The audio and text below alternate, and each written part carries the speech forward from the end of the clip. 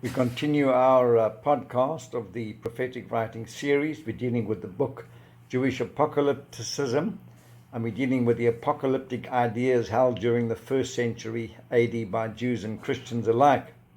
We've shown how previously how that Amos established the apocalyptic prototype from around 730 BC, and he anticipated an attack by the Assyrians. And he knew they would attack because the king of the north had refused to pay tribute to the Assyrians, believing they had an arrangement with the Egyptians, and that they would support them in case they were attacked by the Assyrians, which never materialized. And that he took his expectations of this attack and coupled them with a bona fide prophecy of the crucifixion of the Lord. And in Amos it states in chapter 8, that there would be an earthquake, there would be the sun would be dark from noon, and there would be a mourning for an only son. And we see through this that he had an incorrect expectation of these things all occurring at the same time, because he also believed various that the Lord would return, etc., which we're going to share just now. And that with these they were unfounded expectations that he had. So we see that the idea that Amos had was first that God would judge the Israelites and the enemies of the Israelites. Let me show the various passages where they found in Amos in the book, and then that the Lord would pass through their midst of the Israelites on that day. In other words, he would return to earth, and that the Israelites would be attacked by a mighty army, and then the earth would tremble at the Lord's descent, causing the earth to melt like wax at his presence, and they would try to conceal themselves before the Lord, and if they hide in Sheol, they will be found, and even if they hide on Carmel, that is, in the rocks, or in the sea, they will be found and killed. And the Lord will bring down fire on the earth on the day that he judges the idolatrous Israelites and her enemies. And there would be a day of great tribulation and calamity, and the sinners of Israel would die on that day. And it would be a day of doom and gloom and darkness, and it would be a day of bitter mourning as for an only son. And they would be attacked by locusts that would consume their crops, and their sanctuaries and their houses would be destroyed. And we see that most of those tenets of apocalypticism are carried right through many of the apocalyptic writings, and many of them right through to the book of Revelation.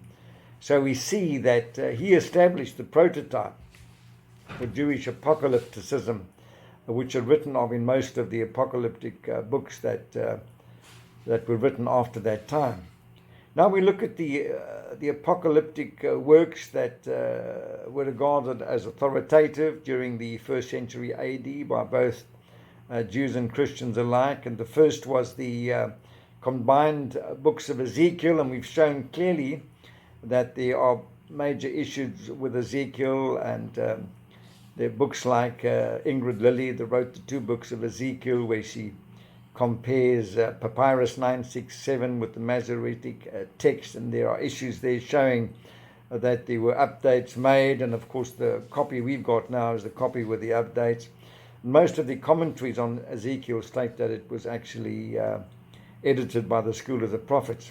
We also see that, we show that second Ezekiel was written by the school of the prophets. Josephus talks of there being two scrolls of Ezekiel during his time, and we show that those two were combined into the Ezekiel that we have today, and that the second Ezekiel would have been from chapter 38 to the end of Ezekiel, that speaks about the last attack and then the rebuilding of the temple and God's purported return to the temple. And we show from linguistic evidence as well that that was written by the school of the prophets.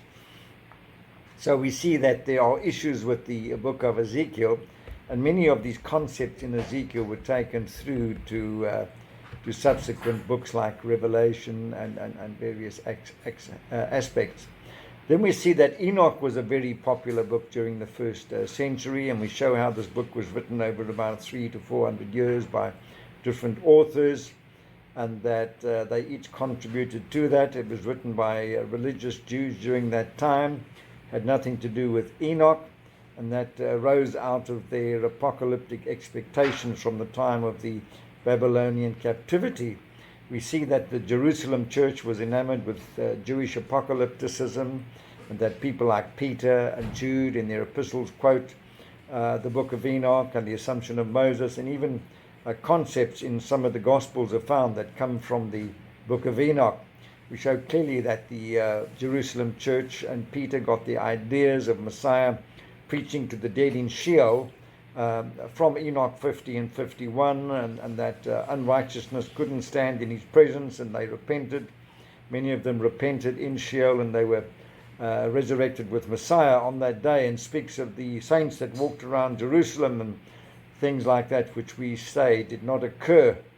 And then the book of Daniel was a very popular book, and we've shown how Daniel was written largely by three authors that wrote during the time, firstly during the time of the abomination of desolation, and then prior to that, the initial book was written during the time of the Babylonian captivity.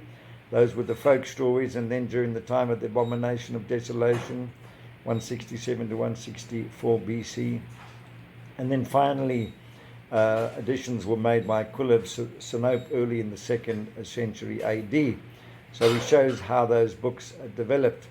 And the prophetic elements were written ex post facto, so they weren't received from God, but they were written from actual events that actually took place. And then we see the Assumption of Moses was highly regarded, and this book was quoted, as we said earlier, by Peter and Jude. And we see that Charles, R.W. Charles, editor of Pseudepigrapha of the Old Testament, mentions that the actual Assumption of Moses is no longer extant, but what we have today is the Testament of Moses. And we see that concepts of the temple and the return to the temple would have been mentioned in the Assumption of Moses. And other works like Midrash Bereshit Rabbati speaks of Moses' assumption, where he claimed to see the heavenly Jerusalem and temple and was told that these would descend to the earth. So we mentioned various books and show that that was an expectation in the 1st century AD. Other books that they utilized were books like the writings of Baruch. He was a servant of Jeremiah, and they named those works after him. The Secrets of Enoch, for Ezra, the Testament of the 12 Patriarchs. They were all popular works, and they got much of their apocalyptic views from those works. Now, details of the main Jewish apocalyptic beliefs held during the birth of the Christian church of the 1st century AD, we find that, first of all, they believed that the Israelites would enter into a time of apostasy. We see that during the attack by the Assyrians, that they were in an apostate state, and that Amos writes of this, and he believed that precipitated this attack. And from that time they believed that all these prophetic utterances, the prototype written by Amos, that it would be this apostate state that would bring about the return of God to the earth and bring about the attack from an army against them that would precipitate the return of God to the earth. So they always speak of an apostasy before the end of the age, end of the time, before the day of the Lord. And then secondly, that a great tribulation would occur at the end of the age. Amos spoke of this great tribulation. He called it a day of calamity, when many of them would be killed and died, and their houses would be destroyed, and their sanctuaries broken down. And that tribulation is spoken of in works like Ezekiel, and it's mentioned in Enoch 56:5 that they would be attacked by the Parthians and the Medes, and we see this goes right through to the book of Revelation, that this great tribulation would take place. And then they also believed that the Israelites would be subjugated by a nation from the east, which would set up the abomination of desolation. Now, we've shown that the abomination of desolation actually occurred through the Antiochus Epiphanes, and the second writer, wrote ex post facto, but because all of the things that he wrote about didn't take place, they push this out to a later time. But we show that that this abomination of desolation and the writing of the second writer were all ex post facto and not prophecy from God. And then they believed in the day of the Lord, and they believed that this would occur. God would purportedly return to earth with the armies of heaven to defeat the heathen and judge them. We see that the day of the Lord actually emerged out of Amos, and he speaks of the day when there would be the earthquake and the darkness from noon and the morning for the sun. And we see that that day was actually the day that Messiah was crucified.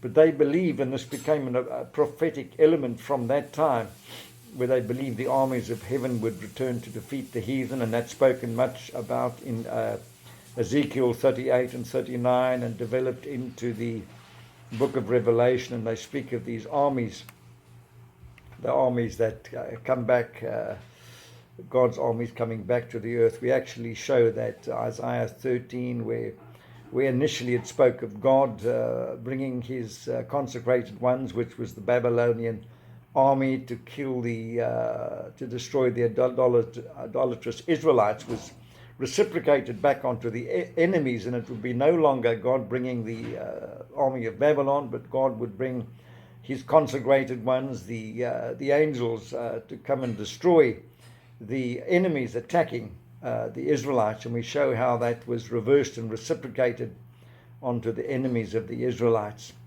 And then they believed too in this 1,000-year rest during the intertestamental period, during the persecution that the Israelites suffered during the time of the Maccabees and the writings.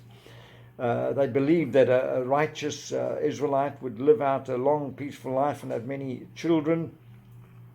And because these righteous people were being martyred, they looked forward to a day when God would return them to the earth to relive their lives out on the earth. And we see that the secrets of Enoch 32 speaks of this 1,000 years rest that would come upon the earth, and they interpret that as a time in the future where they would come back to live on the earth. And then the scene of the New Jerusalem descending from the skies was anticipated in the Assumption of Moses and 4 Ezra 7:26. And we see too, second Baruch 4 speaks of this, and that speaks of that city that is reserved, and that was shown to Adam, and it was shown to Abraham and to Moses, and that this is going to, it's preserved in paradise, and they believed that it would come back to the earth. And we also mention writings like Midrash Bereshit Rabbati that states that Moses was told that the heavenly Jerusalem and temple would descend to earth. And then we see that they also believed that